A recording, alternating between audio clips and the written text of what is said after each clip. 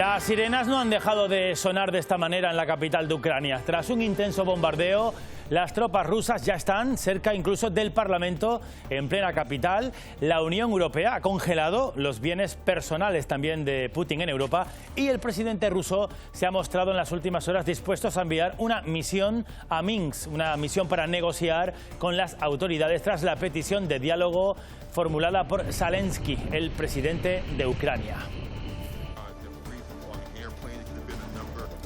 Están viendo ahora mismo imagen en directo, es la señal que nos llega ahora mismo de la capital de Kiev, aparente normalidad, aunque ya ven, a estas horas ayer por la tarde todavía había algo de tráfico. Hoy, tras la orden del presidente del país de que nadie abandone sus casas, sus hogares, vemos una capital en su centro, en esa plaza central totalmente solitaria. Esta es la frontera con Rumanía, uno de los puestos fronterizos donde se espera en las próximas horas una avalancha de personas. Hay muchos grupos de población que están siendo evacuados, no solamente extranjeros, también ucranianos, familias enteras que intentan salir. Y este es uno de los puntos fronterizos, en este caso con Rumanía, donde se espera la llegada de esas personas. ¿Qué tal a todos? Muy buenas tardes. Junto con esos grupos de personas que están siendo evacuados, sabemos que hay tres, no dos, tres son los canarios que estarían siendo evacuados con ese grupo por parte del Ministerio de Asuntos Exteriores. Son dos adultos y un menor, tiene apenas 4 años. Con uno de ellos vamos a intentar hablar en los próximos minutos para que nos cuente dónde se encuentran ahora mismo. Parece que están cerca de Polonia. Aquí en Canarias, como también ha ocurrido en el resto de España, se han sucedido durante la mañana concentraciones como estas, concentraciones de repulsa para pedir el final de la guerra y más acción política y acción por parte de la OTAN y también de la Unión Europea. Concentraciones pacíficas que han llegado hasta las puertas de la embajada rusa en Madrid. Bueno, y vamos también hasta La Palma, May Navarro. Hoy se cumplen 2 meses desde el final de la erupción. Todavía, May, hay familias que no han podido regresar a sus hogares. Hay que recordar que 7.000 vecinos del Valle de Aridane fueron los que se vieron afectados por este proceso eruptivo. Han pasado 2 meses ya de que se diera por finalizado el volcán de la isla de La Palma y 400 de poder regresar a sus viviendas o bien que se les conceda una de esas nuevas viviendas. Bueno, disculpe, tenemos problemas con la conexión de sonido, con ese directo. Vamos a intentar recuperarlo enseguida. Decíamos que 2 meses desde el final de la erupción, pero algo más, 2 años han pasado desde que se confinara este hotel, el Costa Deje, en el sur de Tenerife, por el positivo de un turista italiano que residía ahí. En pocos días, casi 1000 personas, entre turistas y trabajadores del centro, permanecieron en cuarentena en una decisión inédita hasta ese momento. Hoy lo recordamos con una de las sanitarias que participó en aquel dispositivo. Y nueva tensión hemos visto en el Cabildo de Tenerife a cuenta de un proyecto, el Tren del Sur. El señor Martín, el presidente del Cabildo, que los fondos europeos solo podrían pagar el tren de una de las 2 islas. Si en Gran Canaria apuestan por el tren y en Tenerife no, ya sabemos qué tren va a salir. Y que encima se utilice el pleito insular inventándose frases que no he dicho. Me parece absolutamente lamentable. Para intentar argumentar basta apoyarse en datos. Desalojadas la antigua comisaría de la calle Doctor Miguel Rosas, que está en Las Palmas de Gran Canaria, y que los vecinos habían denunciado en varias ocasiones por peleas constantes e inseguridad. Hoy la policía local procedía a su desalojo tras recibir la orden del juzgado. El ayuntamiento dice que ha ofrecido a las 14 personas desocupadas una alternativa habitacional. Imagen en directo, la que están viendo, del escenario del Carnaval de Las Palmas de Gran Canaria en el Parque Santa Catalina, donde dentro de unas horas, y parece que el tiempo va a acompañar, de momento algo encapotado, pero hay bastantes claros, donde dentro de unas horas comienza ese Carnaval de la Tierra con el pregón que corre a cargo de la trova. Será el momento del estreno de este escenario diseñado por Sergio Masías. Pues hablando de nubes, cielo encapotado, llega el fin de semana y parece que conviene tener, por si acaso, el paraguas a mano. Edgar Cedrés. Así es, Paco Luis, fin de semana marcado por las precipitaciones, especialmente por el norte de las islas más montañosas. Seguiremos con temperaturas invernales y además el otro elemento a destacar será el viento. Estropeará el estado del mar y se intensificará en la jornada del domingo cuando girará al nordeste. Al final del informativo ampliamos la información.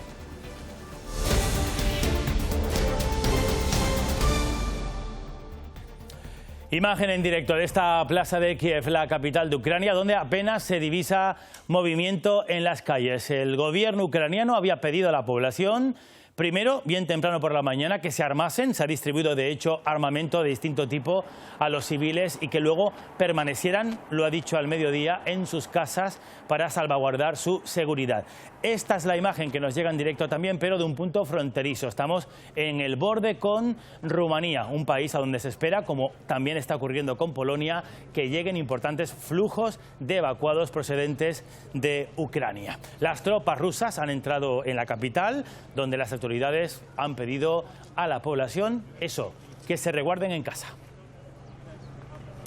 Bueno, pues la intervención rusa en Ucrania, la invasión, está siendo muy rápida. Ayer de madrugada comenzaban los primeros ataques y ya hoy el ejército ha entrado en la capital. A la población se le ha administrado armamento para que puedan defender el país cuerpo a cuerpo. Vuelven a sonar las sirenas antiaéreas en la capital y los ucranianos huyen en busca de un refugio lo más rápido posible.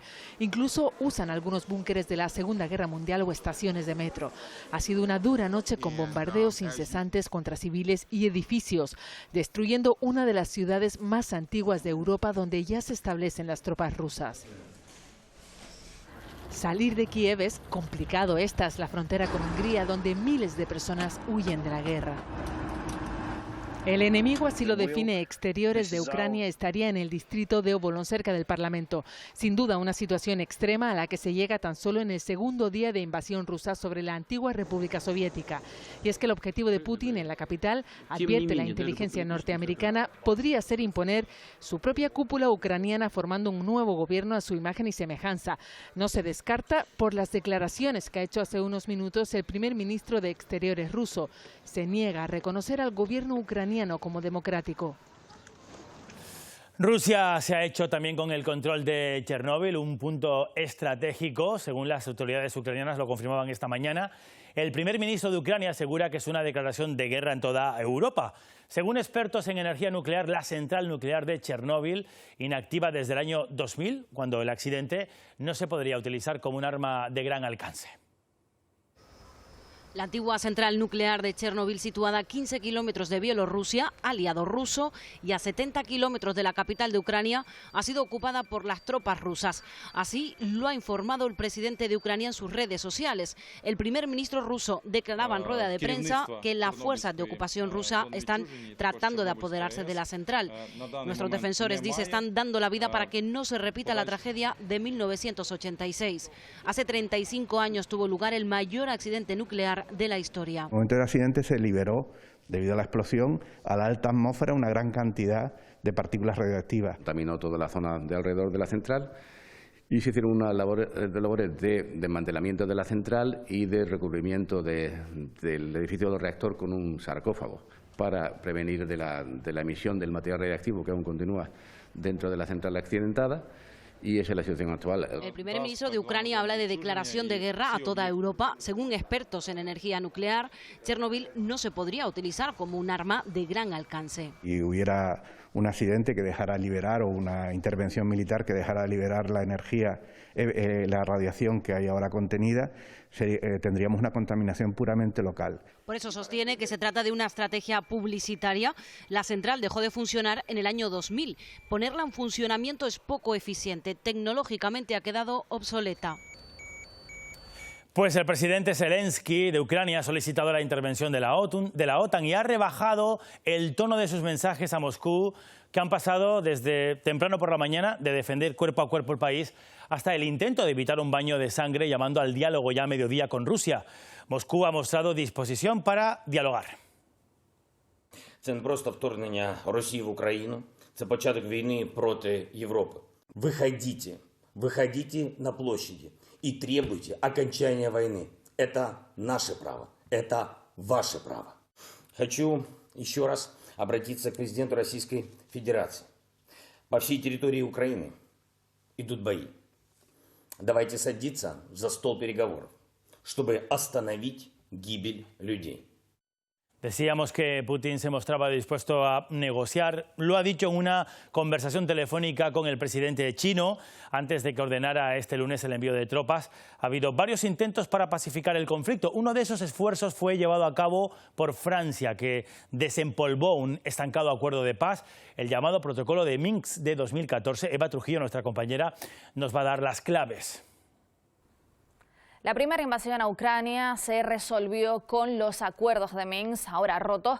¿Pero qué son realmente? Los acuerdos de Minsk son dos pactos firmados en 2014 y 2015 por representantes de Ucrania, Rusia y las repúblicas de Donetsk y Lugansk para poner fin a la guerra del Donbass en el este de Ucrania. Es un primer documento que fue conocido como el Protocolo de Minsk. Tenía su objetivo de detener la guerra de forma inmediata, pero esto no se cumplió. En consecuencia se creó el Minsk II, con el mismo objetivo, pero apoyado por los gobiernos de Francia y Alemania y además supervisado también por el Consejo de Seguridad de Naciones Unidas. Estamos hablando de un documento de 13 puntos, entre los que destacan la retirada de las tropas y del armamento ruso, pero que nunca se cumplieron. Rusia ha insistido mucho en estos últimos días para que se respetaran estos acuerdos, de manera de que las tensiones se rebajaran, pero ha habido un giro drástico en los acontecimientos con la decisión de Putin de reconocer como repúblicas independientes a Donetsk y Lugansk, acabando así con el acuerdo de forma definitiva y comenzando el actual estallido bélico. Conforme pasan las horas se van confirmando ciertos datos. Parece que no son 3, serían 4 los canarios que se encuentran en ese grupo que se está evacuando ahora mismo desde Ucrania. Y uno de esos 4 canarios es un niño, un menor. Su tío, que se encuentra en la isla de Gran Canaria, no se despega del teléfono. El sobrino de Imar, de 4 años de edad, es uno de los canarios que residen en Ucrania.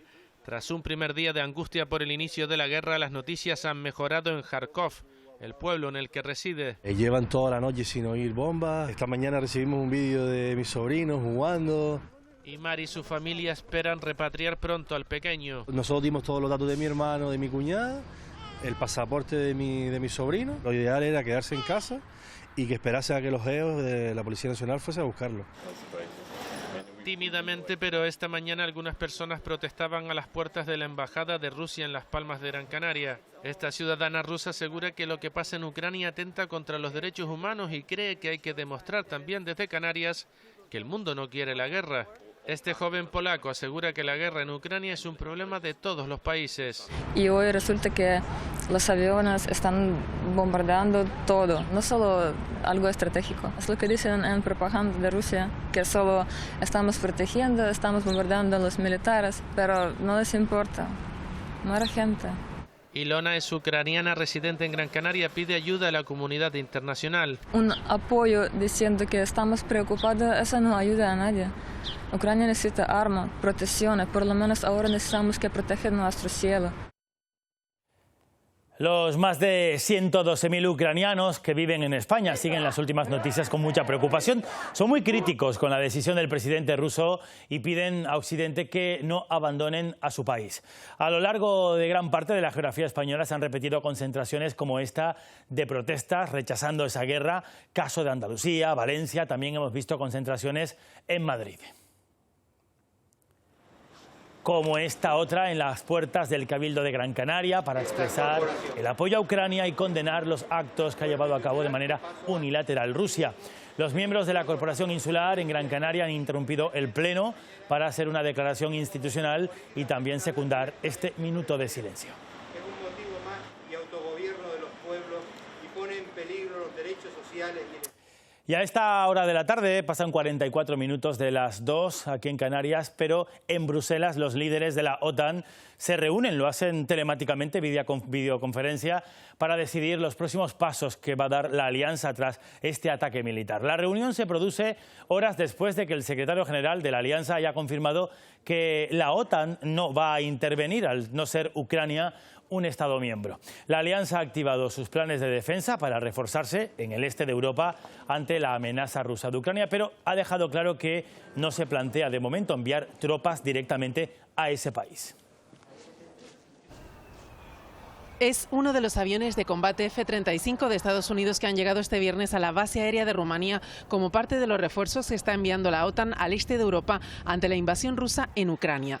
La Alianza Atlántica no interviene en Ucrania, pero sigue enviando refuerzos, poniendo en alerta a cientos de aviones y barcos. Pero ¿por qué la OTAN, una alianza militar entre gobiernos que tiene 30 países miembros, no acude al rescate de Ucrania? Ucrania no es miembro de la OTAN y, por tanto, la OTAN no está obligada a actuar en este momento. Una implicación de la OTAN en este conflicto supondría un riesgo mayor aún. De hecho, evitar que Ucrania caiga en manos de la OTAN explica bastante la actuación de Rusia. Cuando cayó la URSS, los occidentales dieron una serie de garantías no escritas a los rusos acerca de que la OTAN no se expandiría. La OTAN se ha expandido hasta las fronteras casi cercanas a Rusia. A la OTAN le queda establecer sanciones contra Rusia y en el caso de Europa no se descarta a largo plazo medidas defensivas propias. Tiene que adquirir esa autonomía estratégica por la que viene abogando el alto representante Borrell y tiene que tener también una capacidad de intervención propia. Con ejército propio para Europa o no, lo que haga la OTAN en los próximos días depende de hasta dónde llegue Rusia.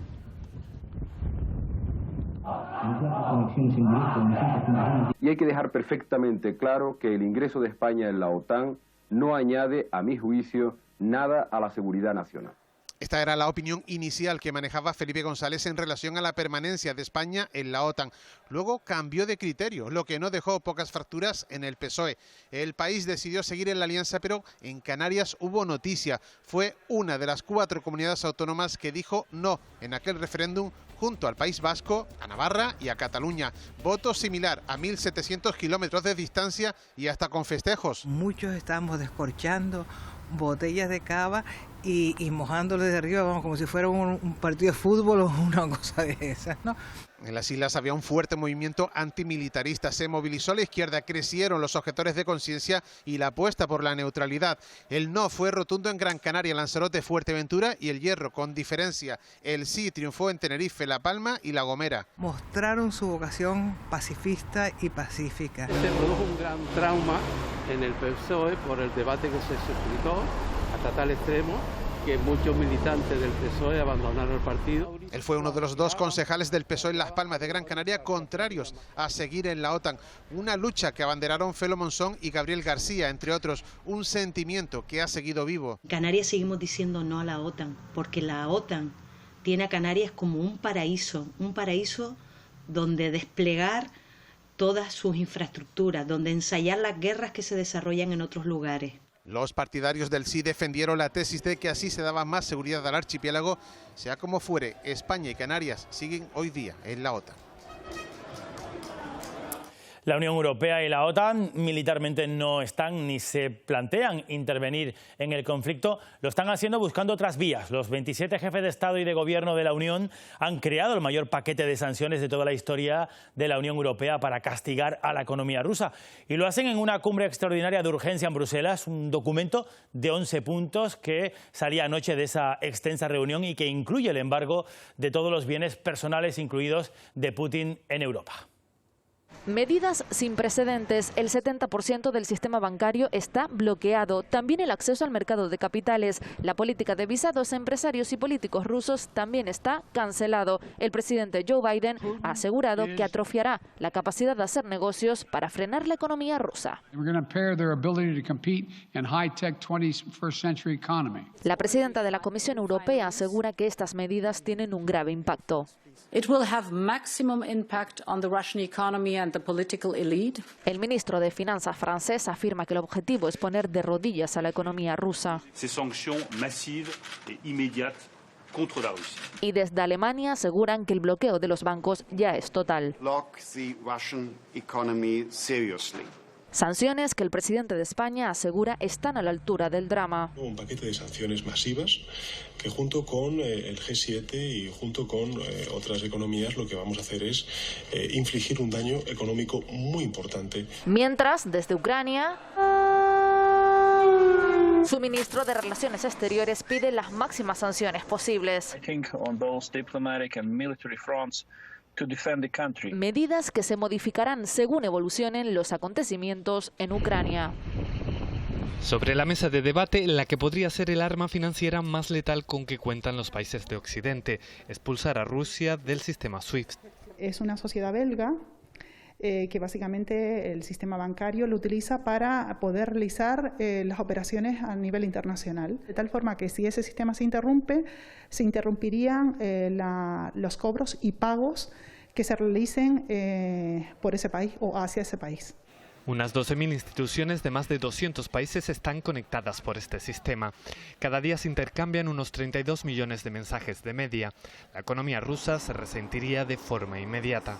Una medida radical que afectaría, por supuesto, a la economía afectada, pero también a todas las economías que se relacionen con ella.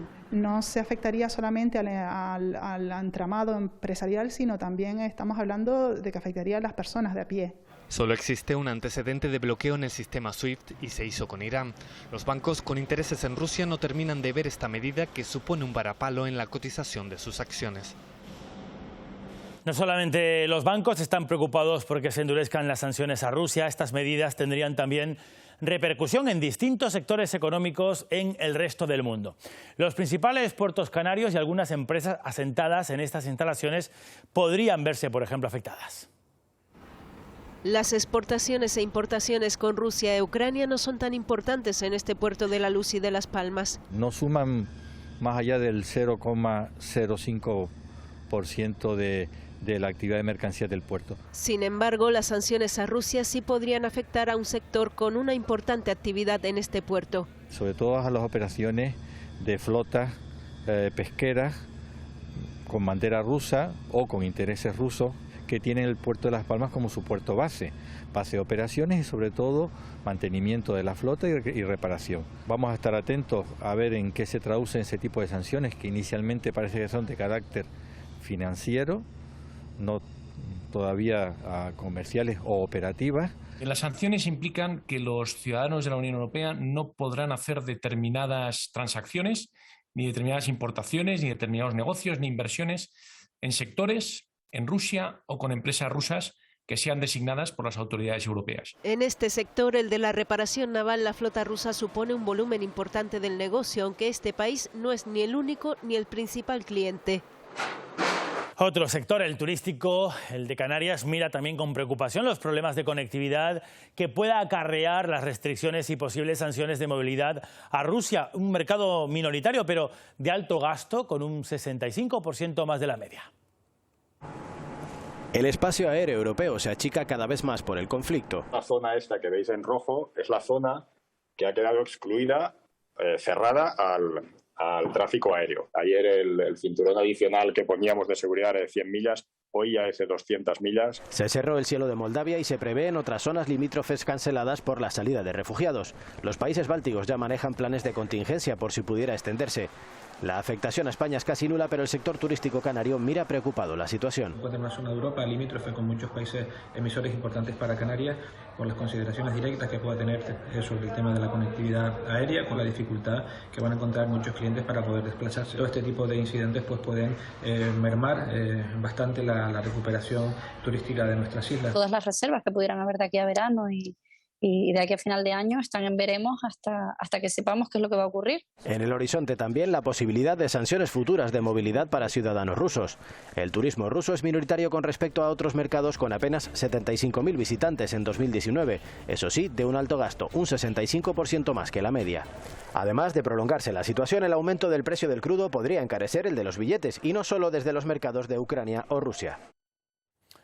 La hostilidad entre ambos países, Rusia y Ucrania, ha tenido también su reflejo en un choque cultural que incluye la literatura y la música, enfrentadas en muchas ocasiones, mirando solamente la última década. La tensión entre Ucrania y Rusia, que ha desembocado en la situación actual, ha sido retratada a través de la cultura en más de una ocasión. El cineasta Sergei Loznitsa, a través de sus películas de ficción como Donbass, lleva cerca de una década reflejando el conflicto existente dentro de Ucrania entre el ejército y las agrupaciones prorrusas. Los problemas internos de Rusia también han sido tratados en más de una ocasión en el celuloide. Este mismo año se ha anunciado un documental, obra de Daniel Roeir, centrado en la figura de Alexei Navalny, el opositor a Putin, que fue envenenado. También el dibujante italiano Igor quiso mostrar sus experiencias visitando Rusia y Ucrania y conociendo de primera mano el estado del conflicto en ambas sociedades. En la obra Cuadernos ucranianos y rusos. La animadversión entre ambas naciones ha alcanzado también la música. El Festival de Eurovisión ha vivido en esta edición como Alina Pash, representante electa de Ucrania en el certamen, finalmente no irá a la cita tras ser acusada de haber visitado Rusia sin haber solicitado permisos. Un ejemplo más de que la enemistad entre ambos países lleva tiempo macerándose y colándose en todos los resquicios de ambas sociedades. Vamos a seguir muy pendientes de toda la actualidad que llegue desde ahí, desde Ucrania, en este conflicto que sigue abierto, para contárselo a lo largo de este informativo. Siguen las informaciones sobre los contratos del hermano de Ayuso, la presidenta madrileña. El Gobierno de la Comunidad de Madrid ha confirmado por primera vez que el hermano de la presidenta cobró más de 280.000 euros en 4 pagos distintos. Y esa cifra llama mucho la atención por una cosa, porque es prácticamente la misma que denunciaba Silvia Mascareño el propio Casado la semana pasada. Silvia. Sí, la Comunidad de Madrid reconoce que el hermano de Isabel Díaz Ayuso cobró más de 280.000 euros, una cifra muy parecida a la que denunció el propio Pablo Casado la semana pasada en una entrevista radiofónica. Eso sí, el Gobierno regional matiza que esa cifra se corresponde con 4 contratos y que solo uno de ellos, de 55.000 euros, es el del famoso contrato para traer mascarillas de China en plena pandemia. Todo mientras el alcalde hoy en un pleno extraordinario ha vuelto a negar que su ayuntamiento tenga algo que ver con el presunto espionaje a la presidenta madrileña, y aquí en Génova se reorganizan de cara a ese congreso extraordinario en el que elegirán a su nuevo líder, salvo sorpresas, Núñez Feijóo.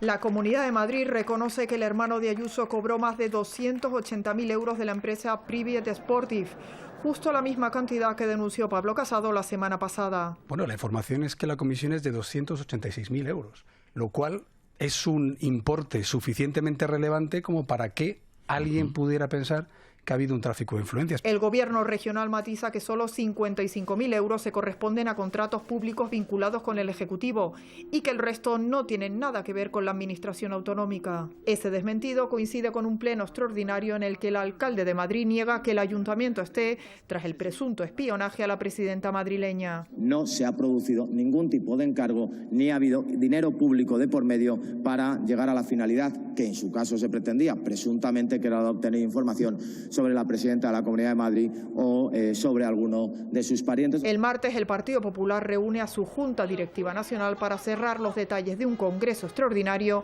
en el que se producirá el relevo efectivo de Pablo Casado.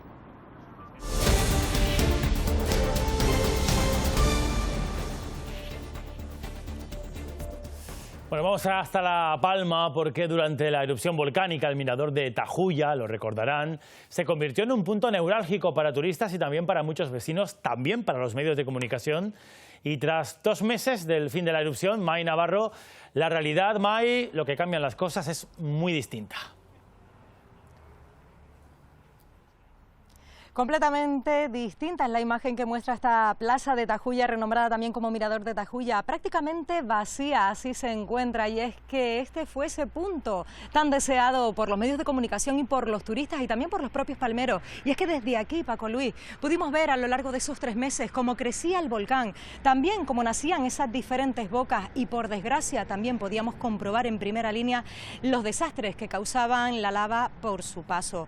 A día de hoy, 2 meses después de que se diera finalizado el volcán de la isla de La Palma, ya lo están viendo ustedes, en pleno proceso de desgasificación. Continúan emanando esos gases de la parte superior del cono, así como también de las partes de la falda. Hablamos de que a día de hoy aún 400 vecinos permanecen alojados en distintos hoteles de la isla de La Palma, muchos de ellos para poder regresar a sus hogares que se encuentran o bien en Puerto Naos, La Bombilla y El Remo. Ya sabemos que hasta estos lugares todavía no pueden regresar los vecinos debido a la alta concentración de gases, o bien otros por el contrario que se les conceda una nueva vivienda. Hay que destacar que a lo largo de estos 2 meses ya se han entregado aproximadamente 90. 2 meses después de la finalización de la erupción volcánica de La Palma, Muchos vecinos evacuados han podido regresar a sus casas, pero hay otros tantos que aún esperan, porque lo han perdido todo. Estamos viviendo prácticamente de caridad, pues algunos están viviendo en garajes de amigos, otros en otros sitios, y claro, ya tener un espacio tuyo, que ya puedas empezar por lo menos a ya estar con tu familia acostumbrada, ya no tienes que estar pendiente del vecino. Entonces, claro, ya eso es un gran alivio, que tengas tú un sitio que digas tú, bueno, lo tengo durante un tiempo limitado, pero ya es algo tuyo. Cerca de un centenar de familias ya han recibido las llaves del que de ahora en adelante será su hogar. Familias como la de Sandra ya se han instalado. Nada se va a comparar con lo que teníamos, porque siempre estar ahí y no puedes compararlo, pero sé que para mis padres ha sido un gran alivio. Hay que esperar y hay que tener paciencia. Sí, es verdad que ha sido todo muy lento, pero claro, Los Llanos en verdad ha sido más lento porque hay mucha gente. Ha sido mucho más afectado, hay que tener paciencia y que todo llega. Y no solo se vuelven a crear hogares, sino también negocios como el de Rosa y Caroli, que florecen nuevamente a más de 30 kilómetros de donde se encontraba. Pues mira, yo tengo unos muebles de peluquería que mi hijo los dejó y yo te las puedo ceder. El otro, no, pues mira, que yo te puedo ayudar porque si empiezas, pues un mes de alquiler o lo que sea. Y salió rápidamente y te digo, hablaron, por ejemplo, un viernes, el lunes firman el contrato y a las 2 semanas o antes ya tenemos la peluquería montada. Poco a poco el Valle de Aridane, sus gentes, vuelven a abrirse paso provistos de fuerza y esperanza. Esa es la parte más humana de este fenómeno natural. Vamos ahora con la científica, porque ayer 2 investigadores llegaban, como están viendo, en canoa, y después de esta travesía pisaban por primera vez la Fajana en La Palma. Hoy es el Instituto Español de Oceanografía y el Instituto Geológico Minero quienes han estado en esa misma Fajana esta misma mañana, tomando muestras y analizando el terreno nuevo. Para el resto de los mortales habrá que esperar un poquito, algún tiempo, para poder disfrutar de estas nuevas playas. Es el último territorio de Canarias, un delta lábico de cerca de 50 hectáreas, un nuevo paraíso volcánico aún por descubrir. Los científicos han sido los primeros en pisar esta nueva parte de la isla. Lo hizo el investigador del Instituto Volcanológico de Canarias, Matthew James, junto a la volcanóloga Emma Liu. Accedieron en kayak. También explora ya este nuevo espacio el Instituto Español de Oceanografía y el Instituto Geológico y Minero de España. Lo que más sorprende es lo rápido que avanza, por ejemplo, la erosión. Todo el mundo ya ha visto la formación de playas en el delta en apenas 2-3 meses y que todavía hay unas zonas con muchísima temperatura. Hemos llegado a medir como hasta 450 grados, a 10 centímetros de la superficie. Interesa la superficie y también las profundidades. Nosotros hemos estado solamente 2 días, ahora ellos tienen que seguir van a continuar estos días, casi una semana o 10 días más, con la batimetría y aún es pronto, pero sobre todo intentar tener una cartografía de la parte submarina de hasta dónde han llegado. De momento es un lugar solo al alcance de la ciencia, es aún inestable y entraña riesgos por la presencia de gases. Habrá que esperar aún algún tiempo para poder disfrutar de este nuevo paraíso y de las nuevas playas palmeras. También se sigue trabajando en el entorno del cráter. Ahora toca estudiar cómo ha afectado la erupción, sobre todo a la biodiversidad que rodean las coladas del volcán. Silencio absoluto. No hay vida prácticamente en el entorno del volcán. Los insectos se han visto reducidos probablemente más de un 90%. Y sin insectos, las aves, por ejemplo, no tienen sustento. Las aves, lógicamente, se resienten porque hay muchos animales que viven en el pinar que son insectívoros. Ha habido una especie de colapso ecológico importante desde el punto de vista trófico, desde el punto de vista de lo que es la red alimentaria. En cuanto a la vegetación, principalmente el pinar canario ha desaparecido, aunque los estudios realizados desde el inicio casi de la erupción son esperanzadores. La impresión que nos está dando es que es muy posible que entre más de un 80%, por ser un poco conservativo, pero probablemente más de un 90% de los pinos vayan a sobrevivir. La verdad que todavía podemos ver aquí en medio algunos restos de piroclastos, ¿de acuerdo? Que nos da una idea de la violencia, de la lluvia de piroclastos que recibió y que hoy milagrosamente están brotando y que yo espero que en unos meses podamos tener un aspecto un poco más verde que el de ahora. Será un proceso largo, pero los investigadores confían en que el daño causado a la flora y la fauna será reversible.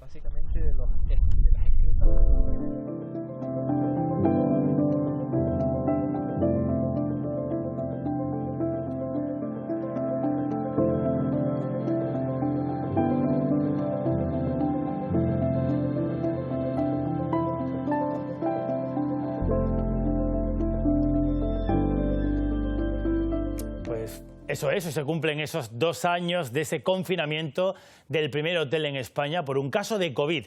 El amplio dispositivo sanitario que se creó en aquel momento logró que de las más de 1000 personas que estaban dentro del complejo no se contagiaran, sino 7. 14 días sin descanso con más de 70 sanitarios para atender a más de 1000 personas. El aislamiento del H10 Costa de Gepalas puso a prueba los dispositivos de seguridad y médicos de Canarias. En esta época del año, pues el turismo en nuestra tierra suele ser sobre todo de personas mayores, con todo tipo de patologías. Eso fue muy complicado porque había que garantizar que se tomaran su medicación cada día. Huéspedes con los que vivieron una experiencia inédita. Clara recuerda sobre todo la labor de las ambulancias.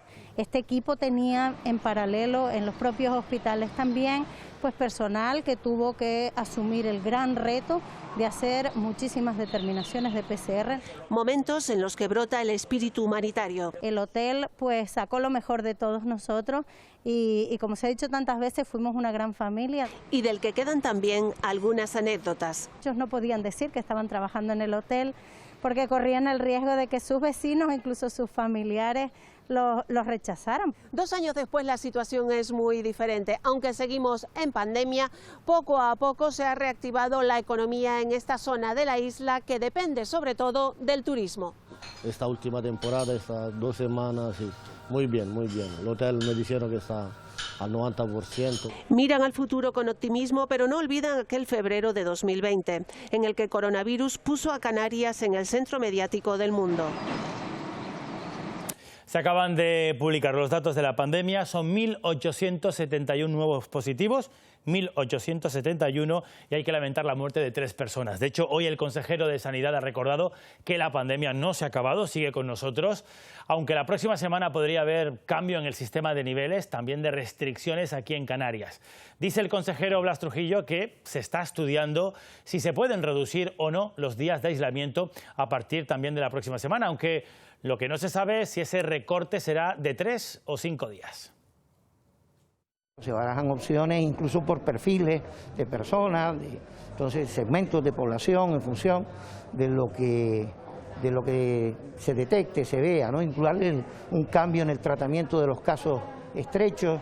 O sea, todo esto está en permanente evaluación.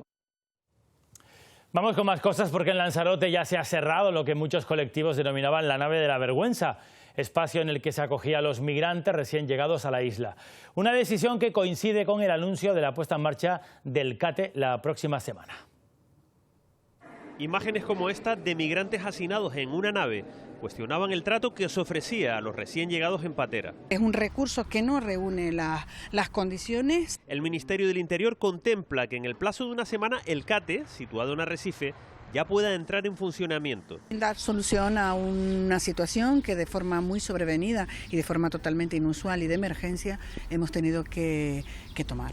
El CATE ya tiene luz verde para entrar en funcionamiento. De esta manera se reemplaza la anterior infraestructura de acogida de migrantes que presentaba serios problemas a la hora de prestar su servicio.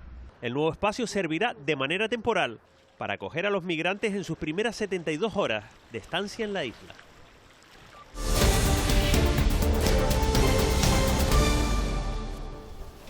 La Policía Nacional ha detenido a este hombre que ven, 19 años, como presunto autor de un delito de homicidio en Las Palmas de Gran Canaria. Ocurrió la pasada noche en el barrio de La Minilla. Allí, víctima, tiene 24 años, y agresor comenzaron una pelea que acabó con el primero herido de gravedad en el Hospital Dr. Negrín, donde finalmente falleció. Y hoy se ha llevado a cabo el desalojo de la antigua comisaría de la calle Dr. Miguel Rosas, en la capital Gran Canaria. Un desalojo, se lo hemos venido contando, que reclamaban los vecinos hace tiempo por la situación de inseguridad en la que se encontraban. La policía local se ha encargado de ese desalojo después de recibir una orden por parte de la autoridad judicial. Ahora toca limpiar, desinfectar y tapiar ese inmueble para que no vuelvan a entrar los ocupas. Además, se va a reforzar la vigilancia en la zona, según confirma el concejal de Seguridad, que dice que con esta intervención se pone fin a un conflicto de convivencia social. En esta ciudad nadie duerme en la calle si no quiere dormir en la calle. A todos se les ha ofrecido una solución habitacional y no solo en una ocasión, no en dos ni en tres. Ya con la orden judicial ejecutada hoy a las 14 personas que habitaban en el edificio, la UPAL, la unidad especializada de la policía local, le ha vuelto a hacer ese ofrecimiento. Esta mañana veíamos estas retenciones en la entrada a la ciudad, en Las Palmas de Gran Canaria, tras la pérdida de control de un vehículo. El motivo es el choque de un coche, de un vehículo, sin heridos. Se registró a la altura del barrio marinero de San Cristóbal y el carril derecho estuvo cerrado durante al menos una hora. Y sigue sin haber consenso en Tenerife para el proyecto del Tren del Sur. Hoy se han evidenciado las diferencias entre los distintos grupos, a pesar de que las tres mociones presentadas salieron adelante. Dice Coalición Canaria que la propuesta del Grupo Socialista consiste en no hacer nada. El Grupo Nacionalista tiene más confianza en que se haga realidad el tren en Gran Canaria, donde sí hay acuerdo, que en Tenerife, donde no hay consenso, pero al presidente del Cabildo no le ha gustado esa referencia. Dice el señor Martín, el presidente del Cabildo, que los fondos europeos solo podrían pagar el tren de una de las dos islas. Si en Gran Canaria apuestan por el tren y en Tenerife no, ya sabemos qué tren va a salir. Y que encima se utilice el pleito insular inventándose frases que no he dicho. Me parece absolutamente lamentable. Para intentar argumentar basta apoyarse en datos. La necesidad de consenso para financiar el tren es lo que defiende el Grupo Mixto. Retiramos esa moción para conseguir el consenso y reunirnos con todas las fuerzas políticas. En este caso, ni Coalición Canaria ni el Partido Popular esperaron a ese consenso. Totalmente en contra está Sí Podemos Canarias, pero sus enmiendas fueron rechazadas. Que para que el Tren del Sur funcione tendrá que desaparecer el transporte público que ya tenemos, que es la guagua, porque o se va a usar uno o se va a usar otro. El Grupo Popular, molesto por el debate conjunto de las tres mociones presentadas, alude a que no se puede perder el tren de la financiación. Creo que Tenerife no puede perder este tren de la misma forma que ya ha perdido previamente otros proyectos importantes para esta isla. Con posturas encontradas, pero finalmente las tres mociones han salido adelante. Discrepancias también hemos visto en el Pleno del Ayuntamiento de Santa Cruz de Tenerife por la retirada de símbolos franquistas como estos. El grupo de gobierno ha rechazado las mociones presentadas por Unidas Podemos y Partido Socialista porque piden que se realice un catálogo de aquellos elementos que incumplan con la Ley de Memoria Histórica. No se puede retirar vestigios con motivo de la memoria histórica. Vuelvo a repetir, con motivo de la memoria histórica, sin que estén incluidos previamente certificados por el Gobierno de Canarias en ese catálogo. No es verdad que necesitemos ese catálogo para cumplir una ley que es de 2007, que la llevamos incumpliendo. Y tampoco es verdad que se necesite ni siquiera la ley de 2007. Agulo, en La Gomera, está reconocido como uno de los pueblos más bonitos de España. Ahora el consistorio busca una imagen única identificativa. Además, el Cabildo va a invertir 400.000 euros para acciones de embellecimiento en distintos espacios públicos de esta localidad. A partir de ahora pretendemos que el Gobierno identifique a los pueblos más bonitos de España con una partida que figure anualmente en los presupuestos específica para estos municipios, para que ya los valores reconocidos como pueblo más bonito, que tienen muchísimos, pues los podamos poner de actualidad, dándole personalidad propia a Agulo. El Hierro ya cuenta con un inventario del patrimonio industrial que tiene la isla, una tarea vital para la conservación y protección también de distintas edificaciones. Son 66 bienes como estos que se usaron para la alimentación y los oficios tradicionales como molinos de gofio, lagares o pequeñas fábricas también. La Dirección General de Patrimonio Cultural ha realizado este trabajo con la doctora en Historia del Arte, Amara Florido. Es importantísimo conservarlo, sobre todo porque es un patrimonio que ha quedado muy olvidado, muy infravalorado. Molinos de gofio, lagares, todo relacionado también con el caso del hierro, con la destilación de alcohol, panaderías, dulcerías, el tema también del agua. Bueno, pues está a punto de arrancar ya el carnaval en la capital Gran Canaria, dedicado este año a la tierra, y además vamos hasta el Parque Santa Catalina. Isaías Santana, muy buenas tardes. Parece que de momento, Isaías, el tiempo acompaña y lo que cambia este año es la ubicación. El pregón esta noche cambia de lugar. Sí, Paco Luis, de la Plaza Santana pasará a celebrarse en este Parque Santa Catalina, un espacio más amplio, pero donde será más cómodo realizar ese control de aforo. Serán los 32 componentes de la agrupación La Trova los encargados de dar el pistoletazo de salida de este carnaval. Lo harán con un pregón musical, teatral, que nos transportará a la fiesta de las carnes tolendas de finales de los 80, principios de los 90. Como saben, debido a la pandemia, tendremos que esperar para el carnaval de calle hasta el próximo mes de junio, pero desde hoy y hasta el próximo 20 de marzo en este espacio que están viendo ahora mismo se celebrarán todas las galas y todos los concursos. Y aunque el aforo es limitado, serán unas 3.000 personas las que podrán acceder a este recinto. Eso sí, lo tendrán que hacer con mascarilla, certificado COVID o con una prueba negativa. Comienza de esta manera el Carnaval 2022 de la capital Gran Canaria, que un año más, por cierto, será retransmitido por esta casa. Este viernes abre el telón el Carnaval de las Palmas de Gran Canaria. Este que ven es el ensayo general, todo listo. Los componentes del grupo folclórico La Trova son los pregoneros. Un pregón en clave musical y teatral. Televisión Canaria inicia su programación carnavalera con su retransmisión a partir de las 9:15 de la noche. Mañana sábado desde las 7 de la tarde los candidatos a Reina, Drag Queen, Reina o Rey Infantil y Gran Dama conocerán su orden de participación en las diferentes galas, un acto presentado por nuestro compañero Kiko Barroso y que también podrán ver a través de esta casa. El fin de semana culminará con un domingo lleno de color. A las 11 de la mañana arrancará el encuentro de murgas y comparsas infantiles, una cita llena de música y fantasía dedicada a los más pequeños.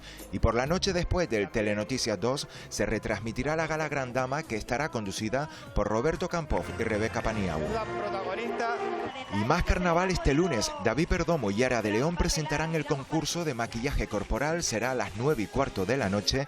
El ente público también realizará un seguimiento radiofónico diario a través de Canarias Radio en su programación, transmitiendo en directo los actos más representativos.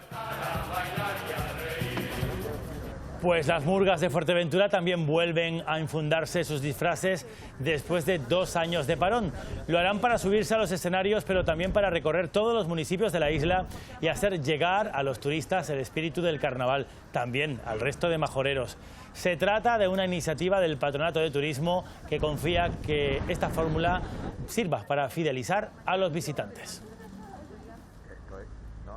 Y ellos van a ir con sus disfraces, con un cartel, y van a interactuar con los turistas para explicarles un poco en qué consiste el carnaval. El que ha estado un par de días en Fuerteventura, pues intente o se lo piense volver en carnavales el año que viene. Esto ha sido muy complicado, hasta este punto nos ha costado mucho trabajo llegar, hemos tenido que prepararnos en grupos, grupos burbujas.